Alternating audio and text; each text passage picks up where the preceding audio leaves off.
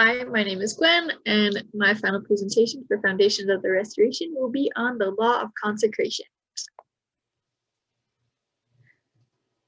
The related unit of study is Unit 7, titled Zion, the Gathering of Israel, and the Law of Consecration.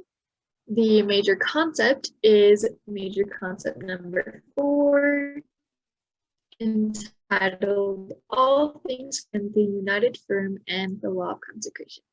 So pretty applicable here. Now, the type of doctrine I labeled this as is supportive doctrine. Living the law of consecration is something that has always been required of Christ's disciples, and different generations and dispensations have been instructed to live the law of consecration with different emphases every time. There are 2 scholarly articles I found.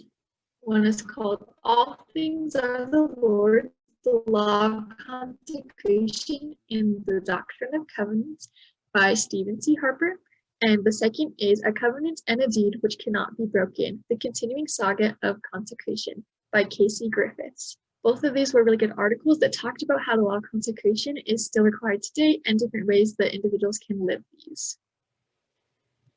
2 prophetic talks include Obedience, Consecration, and Sacrifice by Bruce R. McConkie, and Swallowed Up in the Will of the Father by Neil A. Maxwell. When I was researching to find these articles, I felt very prompted to read Swallowed Up in the Will of the Father, and there's a quote I'd like to share from that. Elder Maxwell says, "Actually, everything depends, initially and finally, on our desires. They shape our thought patterns. Our desires thus precede our deeds and light the very cores of our souls, tilting us toward or away from God."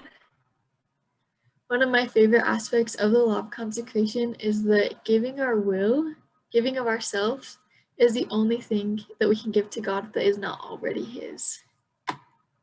Now, there are 3 verses from Doctrine and Covenants that I would like to share that all address the law of consecration in different aspects. The first is Doctrine and Covenants, section 82, verse 19, which reads, "Every man seeking the interest of his neighbor, and doing all things with an eye single to the glory of God."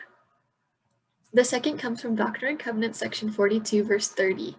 Now, Doctrine and Covenants 42 has a lot about the law of consecration, and I only chose 1 verse, but it's a great resource. It says, "And behold, thou wilt remember the poor, and consecrate of thy properties for their support, that which thou hast to impart unto them, with a covenant and a deed which cannot be broken."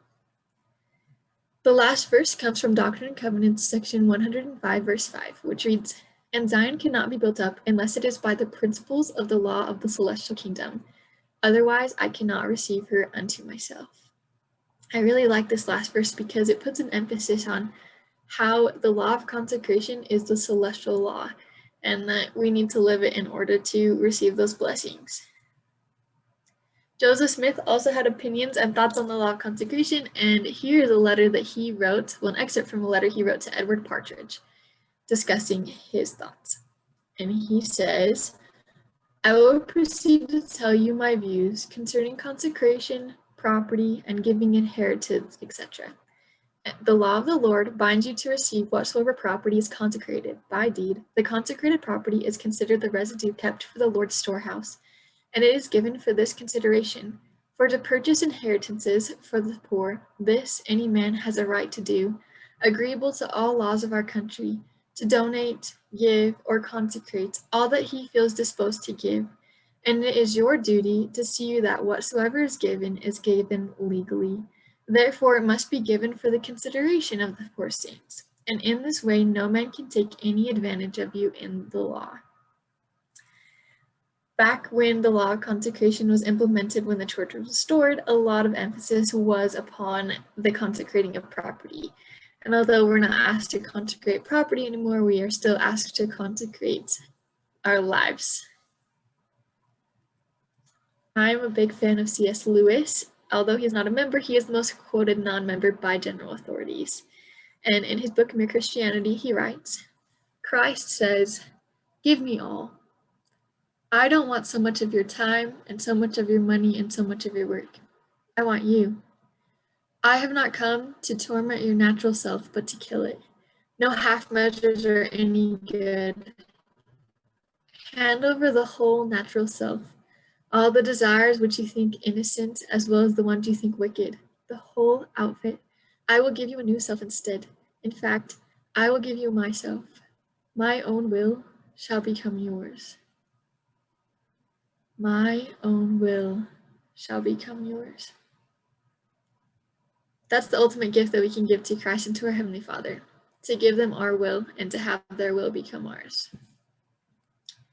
Another little plug here is for a short church video called Treasure in Heaven. It tells the story of John Tanner. Every time I watch this, it really touches my heart, and it explains how he truly lived the law of consecration. I would highly recommend watching it if you get the chance. Two key concepts are, the first, that the law of consecration is meant to bless others by giving of yourself. A primary source of giving when the church was restored included a lot of temporal giving, such as their consecration of land. The second concept is that consecration is still required today. We are called to give our time, our money, possessions, talents, ourselves, and our life. A key takeaway is that the law of consecration is still in effect today. The Lord expects us to give ourselves, whether it be time, money, talents, or our own lives. In order to live a celestial life in the eternities, we must live the celestial law here, which is the law of consecration. Thank you.